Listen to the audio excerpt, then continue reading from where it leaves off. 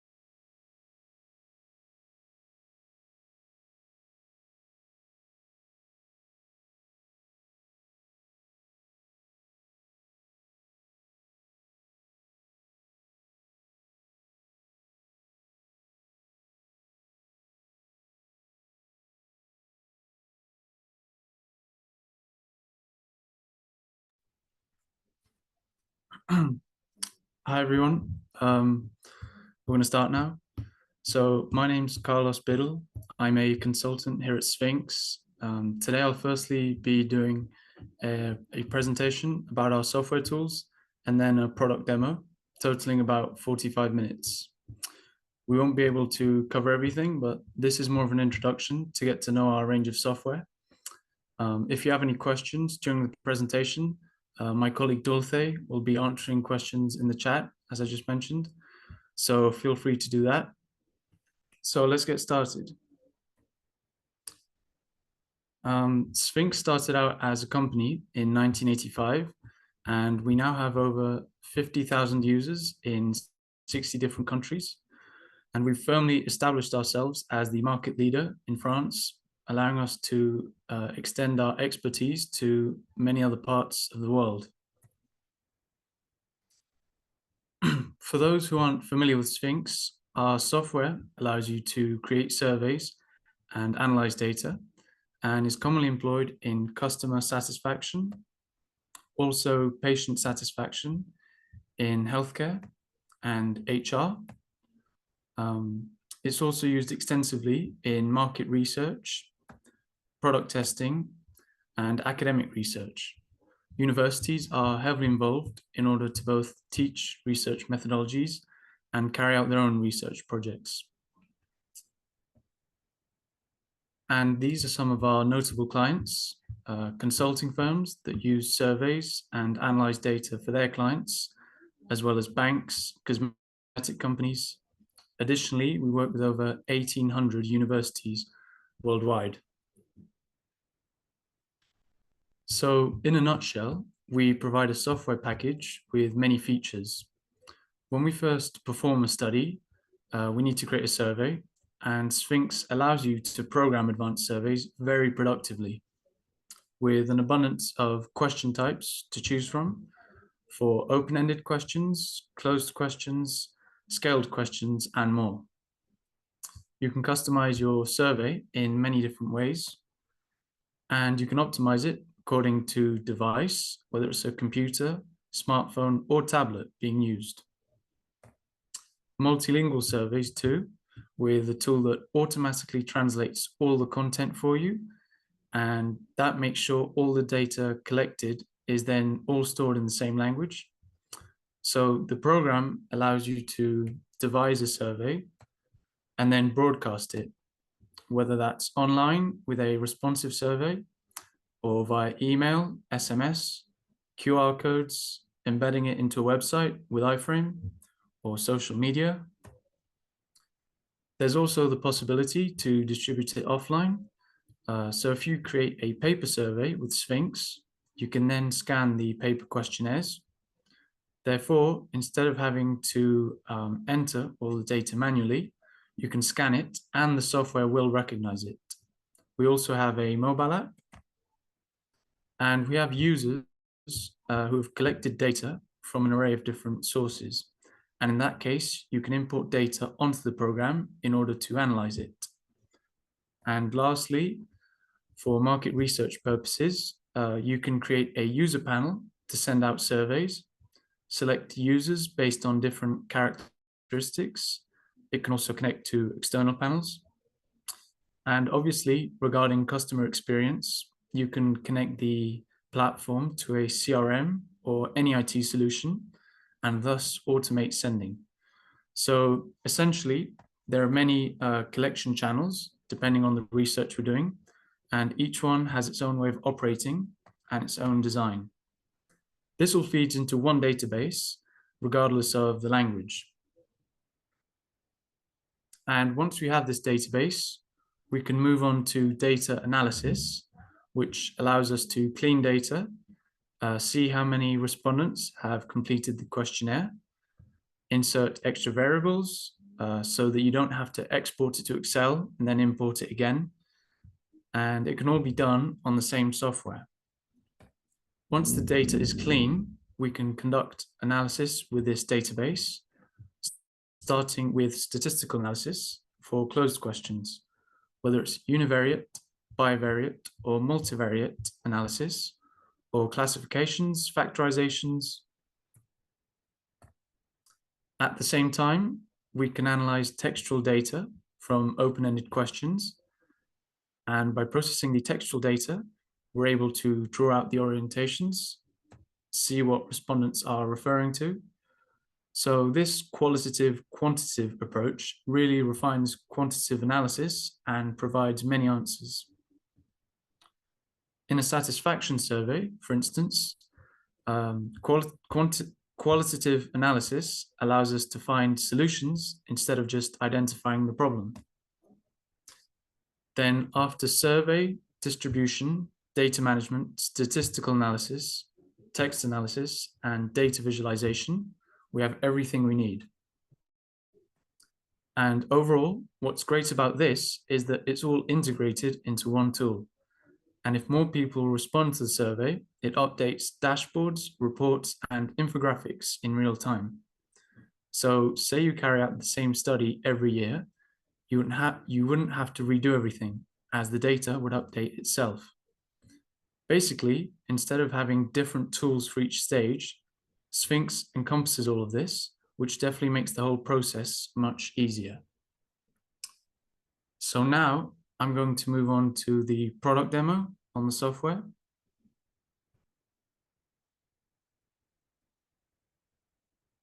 What we're looking at now is iQ3, which I install on my computer and allows me to create a survey, create a project very intuitively.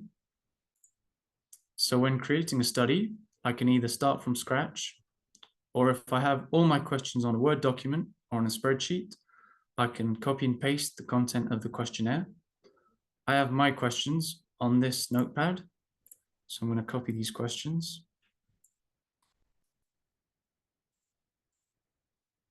And I'm going to paste them onto here.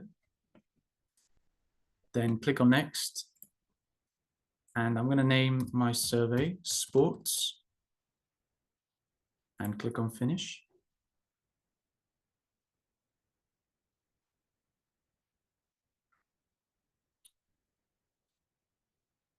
Okay, so I'm just going to zoom out a bit.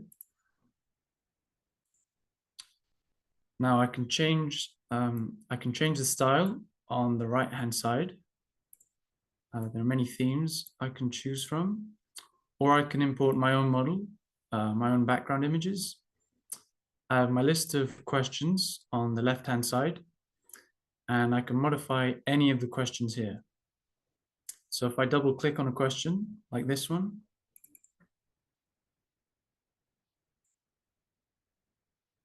all these options open up. Modalities, enabling just one answer or multiple, type of question on the left, and controls over here with conditions according to question, conditions according to response modalities, jumps in the questionnaire. So I can choose to display a certain question only to those who've answered a previous question a certain way. For instance, this is question 7, which is please select the sports you practice. So I could skip this question for respondents who don't do any sport. And then I'd click on OK. And with the survey itself, I can position questions, text, images, buttons, wherever is most convenient, and resize them. So I'm going to resize this one and the one below. And I can put them side by side or wherever I'd like to on the screen. I have a lot of flexibility with that. And when selecting a question, like this one, on the right-hand side, I have all these formatting options, being able to choose how I want answers to be presented. So there's checkboxes, chips, drop-down menu, just to name a few. But now I'm going to close this survey and I'm going to show you a different one.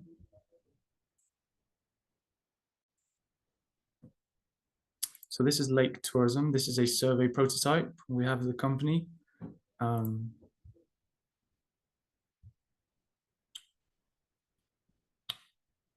And I'm going to zoom out a bit.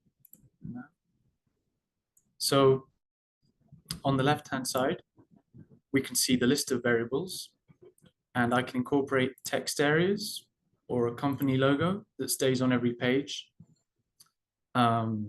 or buttons. And buttons like this one can redirect you to a different page or to an external link like a website, to download a file, or even to print a document. And with the questions, as I just mentioned, I can customize how to display the answers. So if I go to a blank page now, over here, yeah. If I click on insert and then click on question, I can choose from so many excellent question types.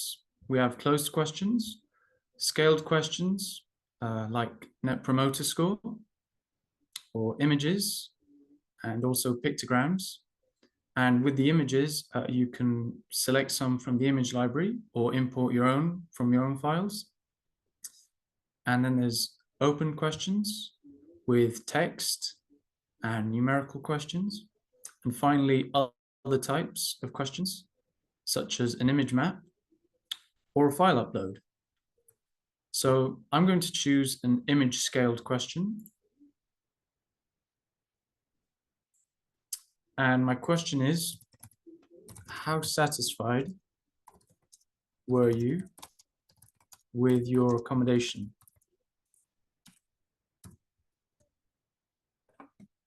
I can type the response modalities myself or select a predefined answer scale. So I'm going to do that. Click on this one and then click on OK. Now I'd want to display this horizontally, so I can change the number of columns on the right-hand side from 1 to 5. And with the images, there's this drop-down menu, which I can choose the pictograms here, or if I click on these 3 dots and then click on plus, we have an image gallery with endless categories. And then you can also select another image from your files. Now, if I go to a different page and say I choose an image map, and my question could be, where do you live? And the response modalities could be England, Wales, Scotland, and Northern Ireland. And then I click on OK. And on the right, I go to image path. And this is where I select an image from my files. Now with this is where I designate the clickable areas for each response modality. So I resize these. And this is Wales here.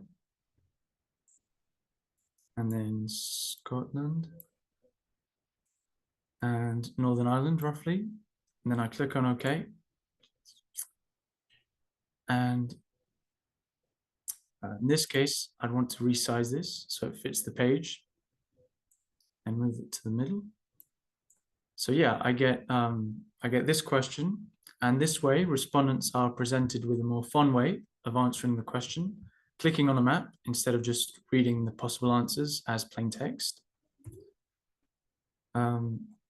We also have several table questions like unique choice, clickable items, a graduated scale. There's also a numbered scale and images, as well as fill icons. I'm going to go for a carousel now and create one for your ideal getaway includes, and type variables in rows. So I could type sunny weather,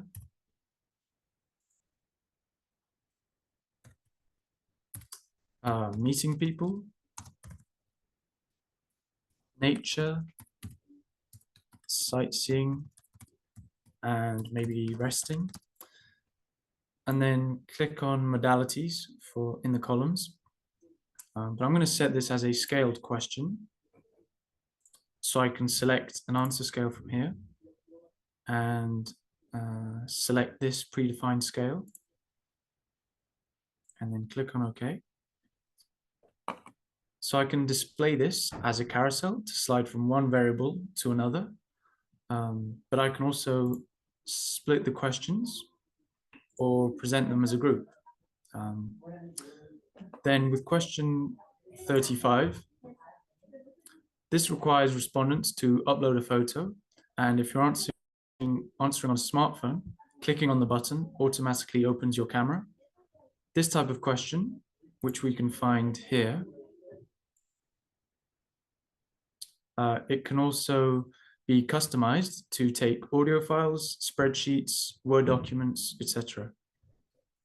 And another type of question, if I go to question 12 about activities, I could display this differently to make it a bit more fun as a drag and drop question. And this allows users to rank options. Now, once I'm done with the questionnaire itself, I'd want to optimize the layout in order for it to be suitable for smartphones and other devices. So by clicking on the smartphone icon in the top left, not only can I see how the questionnaire would be viewed on a smaller screen, but I can also change this version to adapt it. And after the conversion, I still have the ability to modify things myself. So for instance, I could change the background image and simplify it since it will be a smaller device. And with this question, I can change the formatting to clickable items so that it's more user-friendly for those on smartphones, easier to click on. And any changes on the mobile version won't affect the computer version. This way, when people receive a link to complete my survey, they'll see the mobile format if they're using a phone and the PC version if they're on a computer. Now, Sphinx, additionally, Sphinx allows us to have multi-survey forms, as you can see in the bottom left, so that the same survey has different versions, which might be useful for a customer journey. For example, if you conduct questionnaires at different stages with different forms, but we'd want it to feed into the same database. This way, the same survey can have different formats that adapt to each client, and you'd only have to change the background image or the logo. And I can combine this with paper surveys. I'd have the same questions, but in a different format to optimize distribution and printing, with the possibility to scan a QR code here at the bottom if someone preferred to complete the survey online. And once we have these different forms and versions, we can look at languages. So this questionnaire is in English, and say I want to create a Spanish version. If I go to the top menu and click on languages, then click on add/delete languages, it gives me more than 40 to choose from. So I'm going to pick Spanish and then click on OK.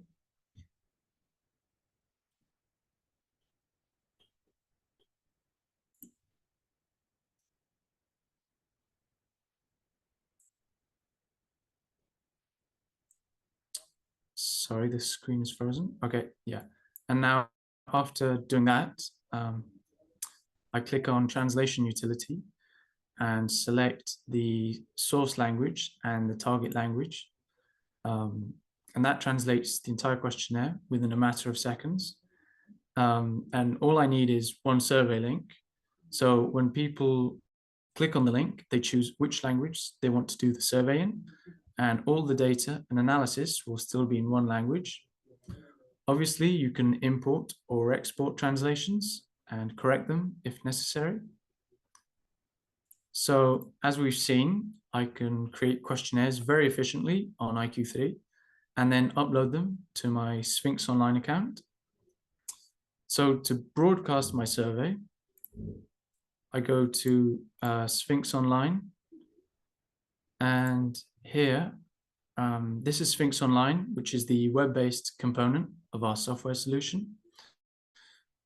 So here we can see all my projects, and if you have projects in different formats, such as Excel, SPSS, or CSV, you can import them for tracking surveys or comparisons.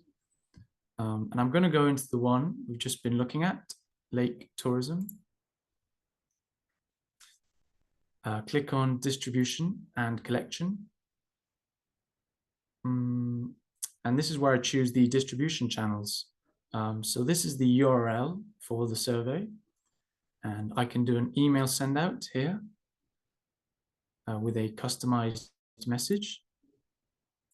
And if I click on sending and monitoring and look at the options, I can adjust the type of answer as single, multiple, or unique and modifiable response. And I'm able to see who has and hasn't answered and can send a reminder.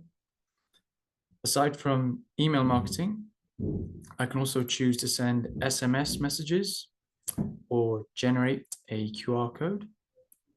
I can also use our mobile app called Sphinx Mobile.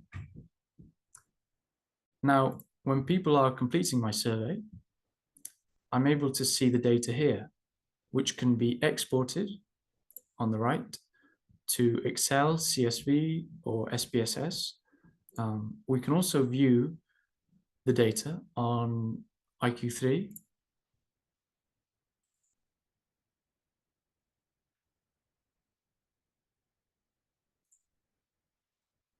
So this is the data module of the iQ3 software, which allows you to manage the cleaning of the database. I have the ability to adjust or qualify the data set. So if I qualify the data, I can see, I can identify poorly documented observations. I can see if values deviate substantially from the mean, or see who was systematically given the same answer in most questions. So I can obtain this list and optimize the quality of the data set. There's a great variety of settings here. We could also merge several data sets in order to compare products or compare different years, or we could transform variables as well. Now we're going to move on to data analysis, heading back to Sphinx Online. This right here is data viv. Some of our clients only want data analysis without survey creation, so they import their own data and use this section of the software known as data viv. There are multiple ways to visualize the data. So I can click on this report. Reports like this one are more tailored for printing or presentation, but there are other approaches to display the data. I can also create a dashboard, which is very dynamic with clickable elements and filters. And by sharing the link, anyone can access this online dashboard. You can set a password too, if you wish to. Now, a different format for showcasing data would be an infographic if you have a different goal while communicating results, with larger font, less text, just focusing on key indicators. So essentially, DataViv is one of the software components connected to the database that provides several ways to present the data. So I'm going to click on my views now. If I'm starting from scratch, I can click on new visualization and select a theme. So I'm going to choose this one, then click on next and click on OK. So on the left-hand side, I can drag and drop whichever question I want to display. So I'm going to take question 29 and resize it a bit. This gives me a chart. I can accompany this with a table or just have one of the two. I can choose to display different values on the two independently. For example, percentage and a frequency on the table and a mean value on the chart. And then I'm going to create another one with questions 13 to 22, drag them onto the screen and resize.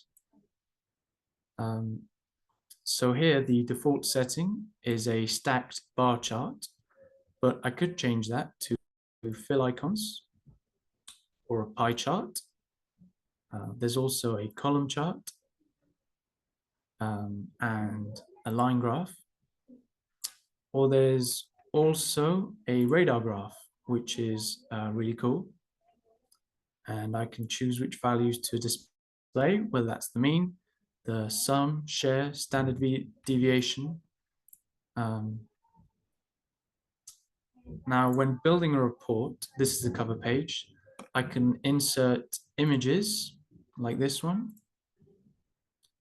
text boxes, move them around. I can insert hyperlinks into text boxes to redirect me to a different page. Then I can also add a company logo, titles and shapes. If I hover over the blue plus icon here on the right, I have all these options. And I'm going to create another page now.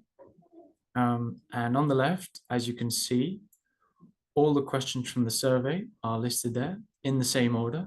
And the tiny pictogram indicates the type of data. So if I drag and drop the question about gender onto the screen, make it a bit bigger, I get this graph, which, as I said, I can accompany with a table or just have one of the two. With the value, I could go for a frequency on the table and a percentage on the chart. And this is a report, but if I were working on an infographic, which might require more eye-catching content, I have all these different types of charts to choose from. So the most suitable one would probably be a fill icon. And down here, I specify which pictograms to use. So I'm going to search for male and then female. And I'd want to display this vertically. So this is what it would look like. And if I want to look at socio-professional category, question 30, I can drag it onto the screen, resize it, and I can create this chart. And one really useful thing I can do is create categories. So here, if I click on Answer Options Management, I can exclude answers and hide answer options as well, and create categories. So I'm going to create 3, category A, category B, and category C. And I drag the answer options into each folder.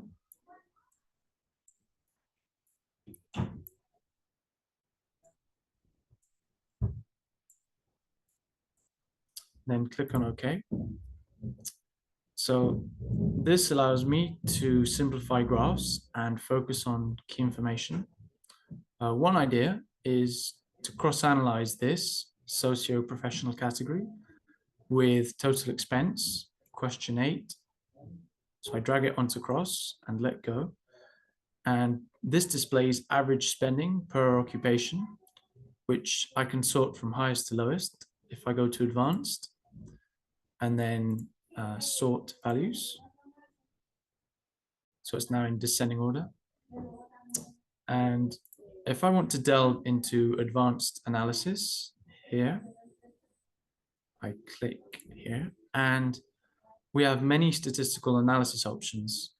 Importance performance matrix, NPS, strengths and weaknesses matrix, PCA, just to name a few. I could do a k-means clustering representation with a few variables, accommodation, gender, age, and occupation. And I'm going to resize it a bit. So this divides individuals into several classification groups, 5 groups in this case, which each represent homogeneous classes regarding the variables taken into account. Now, one of the questions in the survey is about accommodation, asking people whether they stayed at a hotel, campsite, holiday home, or with family and friends. And I can cross-analyze this with a different question. So let's take occupation, which I just touched on.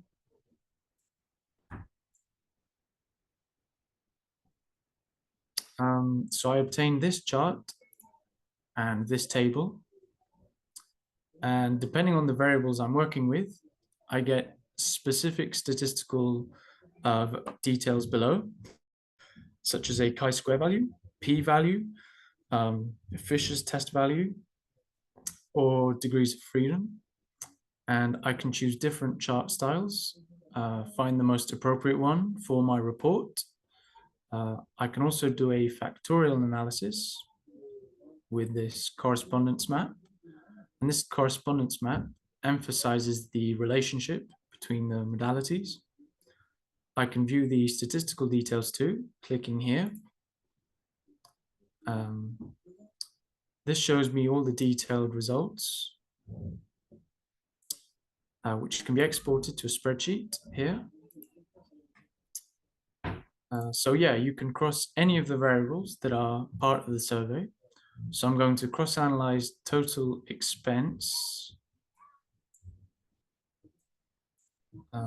with date of arrival.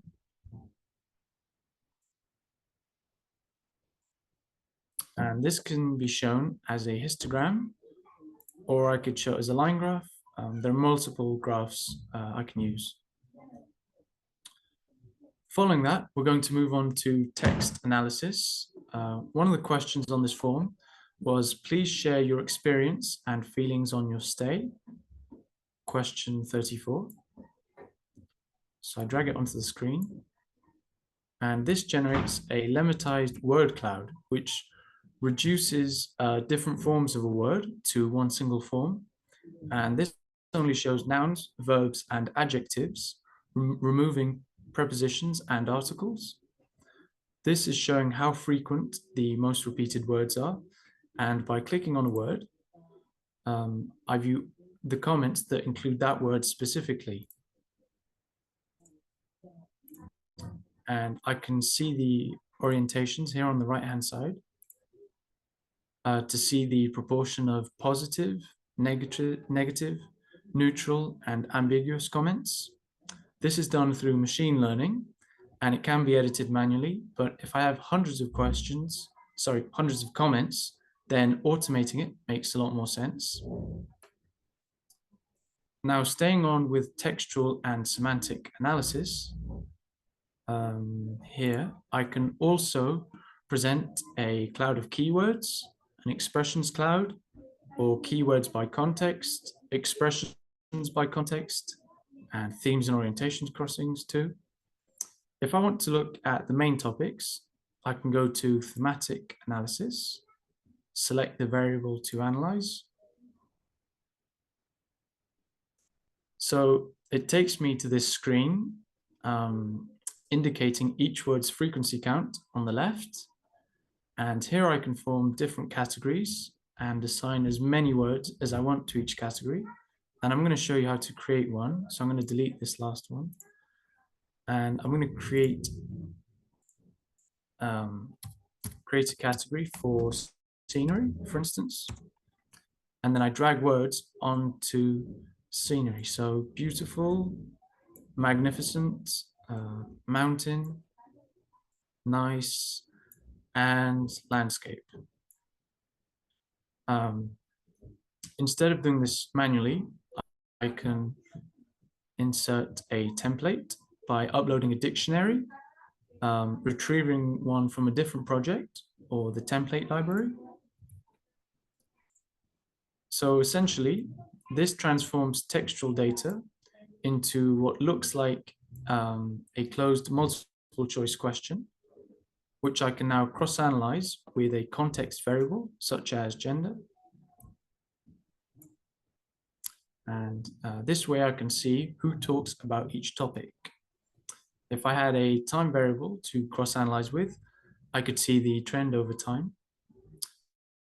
It's also possible to do this manually, question by question, which is more time-consuming with manual codification, but the most suitable methodology depends on the project and the data set. I can also adjust the sample and apply weights. And lastly, to conclude, I'd like to show you this really cool dashboard we've developed for customer experience.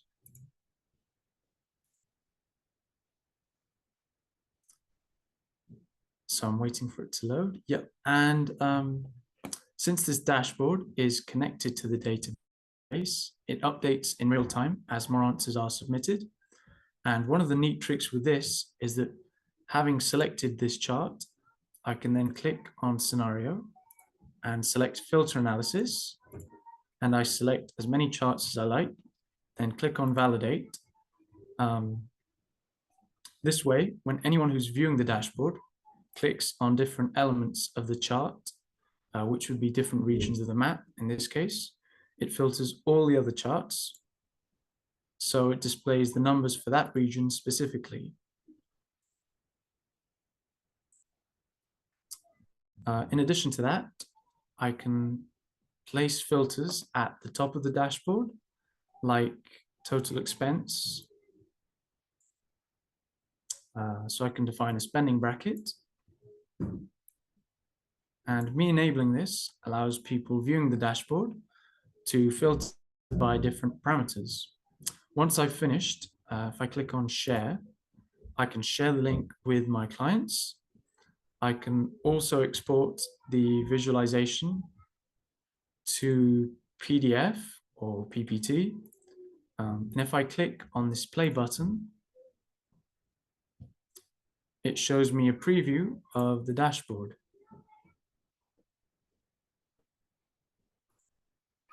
Now, on our website, this page here, resources, examples. This page has many examples, dashboards, exportable reports, surveys, and infographics, including 360-degree feedback, market research, web reporting, customer satisfaction, and employee experience. So I'm going to click on the work climate report.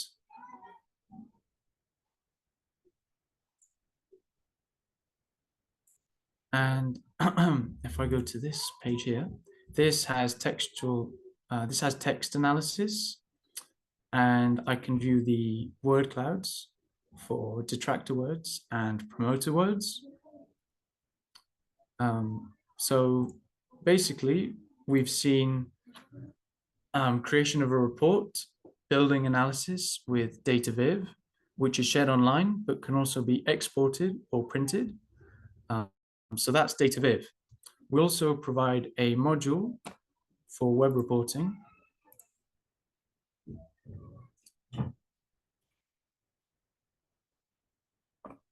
So this module has restricted access with a more extensive platform for large organizations. So with the same link for everyone, each person signs in and the platform is filtered by each person's data. Yeah, so I'm going to go back to our presentation now. So to put it concisely, you can create questionnaires really efficiently with iQ3. You can broadcast them with Sphinx Online and analyze qualitative and quantitative data to display your findings on DataViv. And just so you know, we provide multiple licenses that can be tailored to your requirements. You can request customized demos and even a free trial for a limited time. So thank you everyone for joining us today. I hope you enjoyed this presentation. For those questions which haven't been answered in the chat, we'll get back to you personally. Or if you have any further questions, feel free to email me directly. And in the chat, you can see a link to a form, which you can also view by scanning this QR code. So thank you very much for coming.